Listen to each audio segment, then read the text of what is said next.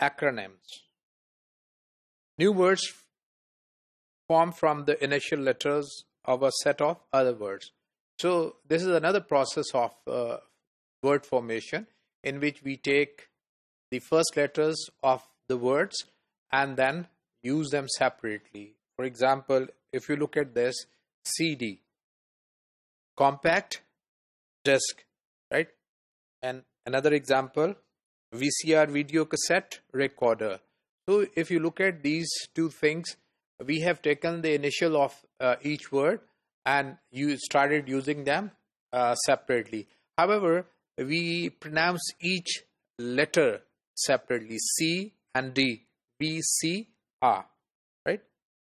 So pronounce as new single word. So there are certain other acronyms which are produced as new words, right?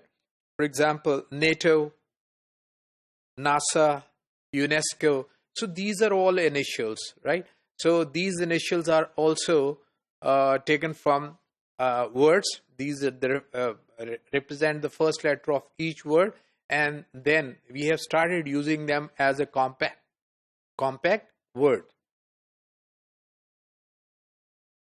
Many everyday terms such as laser, light amplification by stimulated emission of radiation.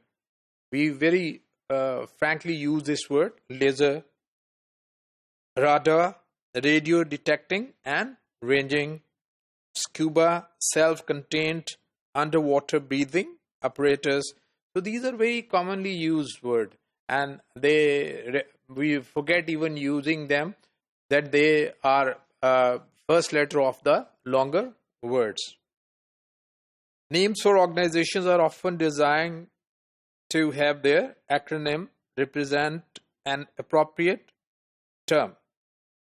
So names of certain organizations are designed in this way that they could be used as separate term. For example, we have WAPDA, which is an acronym which refers to Water and Power Development Authority. Similarly, we have WASA, and in this way, there are a lot of organizations in the world which have coined their name in such a way or designed their name in such a way that they can be used as single term. Some new acronyms, for example, we have ATM, automatic teller machine. We have PIN, personal identification number. Despite the fact that M in ATM stands for machine and N in PIN stands for number, people sometimes forget that this M and N stand for the word, and they very frequently use such sentences. I sometimes forget my PIN number, and they are repeating number when I go to the ATM machine.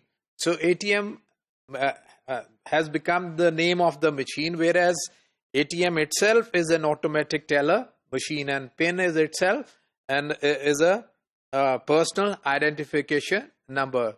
So this is how people give new shades to the new words.